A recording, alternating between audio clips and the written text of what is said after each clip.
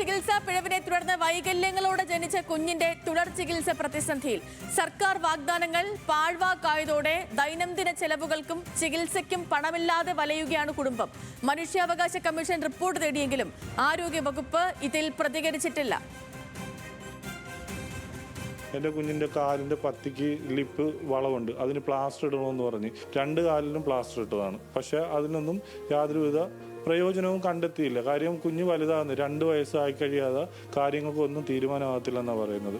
തലച്ചോറിന് പ്രവർത്തനമില്ല, ശ്വാസകോശത്തിന് പ്രശ്നമുണ്ട്, ഹാർട്ടിന് പ്രശ്നമുണ്ട്, ജനനേന്ദ്രിയത്തിന് പ്രശ്നമുണ്ട്, കണ്ണ് കാണത്തില്ല, ചെവി കേൾക്കത്തില്ല. ഇത്രയും കൊടും ക്രൂരതയായിട്ട് ആണ് എൻ്റെ കുഞ്ഞിനെ ആ 4 ഡോക്ടർമാർ ഇങ്ങനെ ആക്കിയത്. എന്നിട്ട് അവർക്കെതിരെ യാതൊരുവിധ നടപടിയെടുത്തില്ല. 100% ഡിസബിലിറ്റി ഉള്ളൊരു കുഞ്ഞായിട്ട് ജനിച്ചിട്ട് ആ കുഞ്ഞിന് ആശുപത്രിയിലോ അല്ലെങ്കിൽ ആരോഗ്യ വീഴ്ച ഉണ്ടായത് സർക്കാർ ആശുപത്രിയിൽ നിന്നാണ്. ഞങ്ങൾക്ക് യാതൊരുവിധ പരിഗണനയും ഞങ്ങൾക്ക് ഇതുവരെ കിട്ടിയിട്ടില്ല. 2024 നവംബർ 8-നാണ് ആലപ്പുഴ ലജ്നത്ത് വാർഡിലെ അനീഷ് മുഹമ്മദ് സുർമി ദമ്പതികളുടെ 3ാമത്തെ കുഞ്ഞ് അപൂർവ വൈകല്യങ്ങളോടെ ജനിച്ചത്. പ്രാഥമിക അന്വേഷണത്തിൽ തന്നെ പരിശോധന നടത്തി ലാബിന് പിഴവ് സംഭവിച്ചതായി കണ്ടെത്തിയിരുന്നു. കുഞ്ഞിന്റെ വൈകല്യങ്ങൾ തിരിച്ചറിയുന്നതിൽ ഡോക്ടറിന് പിഴവ് സംഭവിച്ചു എന്നായിരുന്നു ആരോപണം. പിന്നാലെ കുഞ്ഞിന്റെ പൂർണ്ണ ചികിത്സ സൗജന്യമായി നടത്തുമെന്ന് അന്നത്തെ ആരോഗ്യമന്ത്രി വീണ ജോർജ് പറഞ്ഞു. എന്നാൽ വാക്കിനപ്പുറം ഒന്നും നടന്നില്ലെന്ന് അനീഷ് പറയുന്നു.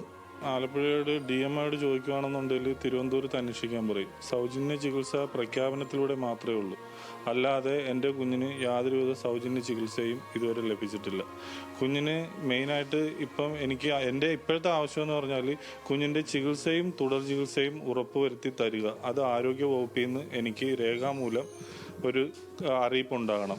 രണ്ടാമത്തത് കുഞ്ഞിന് കൊടുത്തുകൊണ്ടിരുന്ന ന്യൂട്രീഷൻ പൗഡറായ ഡെക്സോലാക്ക്, നെസ്റ്റോറൈസ്, ഈ 2 പൗഡർ 2 ദിവസം കൂടുമ്പോഴത്തേക്ക് 2 പാക്കറ്റ് വെച്ച് വാങ്ങിക്കൊടുത്തുകൊണ്ടിരിക്കുകയാണ്. ഇത് സർക്കാരിൽ നിന്ന് ലഭിച്ചുകൊണ്ടിരുന്നതാണ്. ഇതിപ്പം നിലവിലില്ല.